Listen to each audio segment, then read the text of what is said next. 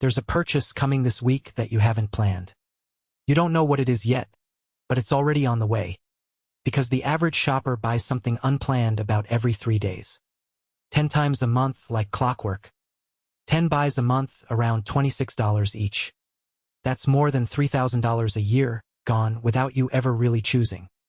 In this video, I'll show you the machine that makes you buy, and give you 3 simple switches to turn it off. They take about 90 seconds. We call it an impulse buy. That name says the urge came from you, like it just popped up in your head. But follow that urge backward, and it doesn't start with you. It starts with someone's job. Somewhere a team designed that urge. It's their work, and they're very good at it. That's the whole secret.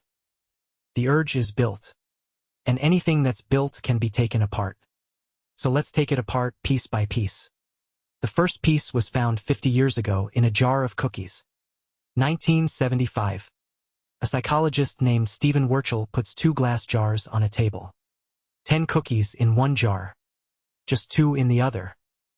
Same cookies. Same batch. People taste them and give a score. And the cookies from the almost empty jar win. People said they tasted better, and they'd pay more for them. Same exact cookie. The only thing that changed was the jar. When something looks like it's running out, your brain decides it must be good. And here's the detail stores never forgot. When people watched a full jar go down to 2, those last cookies got the highest scores of all. The wanting hits hardest when you can see it disappearing. So that only 3 left in stock warning? That's the cookie jar turned into software. The shelf looks empty on your screen. The warehouse behind it is full. But that trick only makes you want it. The next one makes you want it right now. The countdown clock. Sale ends in 2:59. 2:58. A ticking clock kills, let me think about it, and replaces it with now or never. Scientists call that a hot state, your brain running hot. And here's the nasty part, and it's been proven. When your brain is running hot, you can't tell that it's running hot. The heat makes the choice. You just sign for it. Stores have measured it. Adding a countdown lifts sales by up to 14%.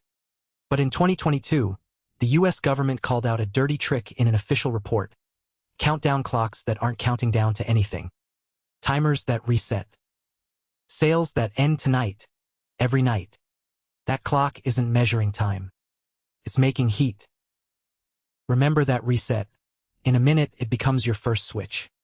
Because the third piece isn't on the product at all. It's on the price tag. Was 100. Now 60. Feel that little spark of joy? An economist won a Nobel Prize partly for explaining it. Richard Thaler showed that every purchase gives you 2 good feelings. One from the thing you get. And one from the deal you got. The $40 you saved? Your brain counts it like money you won. Which explains the weirdest object in your house. The thing you bought on sale and never used. You didn't buy the bread maker. You bought the win. The bread maker was just the box the win came in. You're $12 away from free shipping. Same trick. You'll spend $12 to dodge a $5 fee.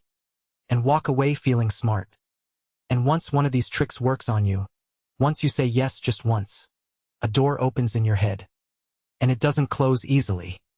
In 2007, 3 professors proved something stores had always guessed. They called it shopping momentum. Your first buy, any buy, flips your brain from, should I spend? To what else do I need? After thing 1, thing 2 walks right in. Stores know. That's why the cheap, easy stuff sits right at the entrance.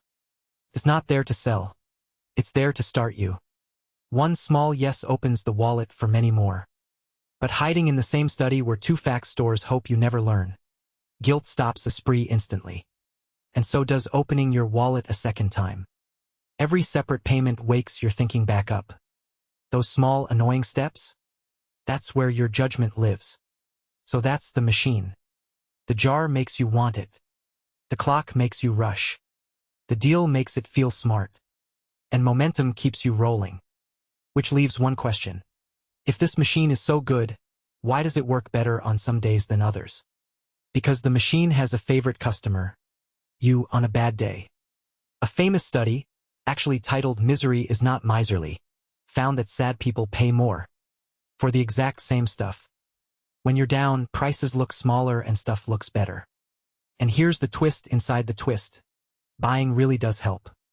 Studies show that just choosing to buy something lifts your mood. Retail therapy isn't a joke. It works. So this was never about discipline.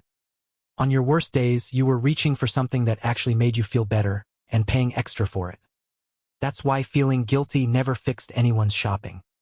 You don't shame your way out of a trap. You learn to see it. So here's what I promised you. 3 switches. About 90 seconds total. Switch 1, the refresh test. See a countdown? Reload the page. If the timer resets, the deadline is fake. And a page that lies about time will lie about everything else. Close the tab. Switch 2, the overnight cart. Want the thing? Fine. Put it in the cart and go to bed. A third of all impulse buy regret shows up within 1 day. So you're not saying no to yourself. You're just checking if the want survives the night. If you still want it tomorrow, buy it with a cool head. But most of the time, tomorrow you won't even remember it's there. Switch 3, the full price question.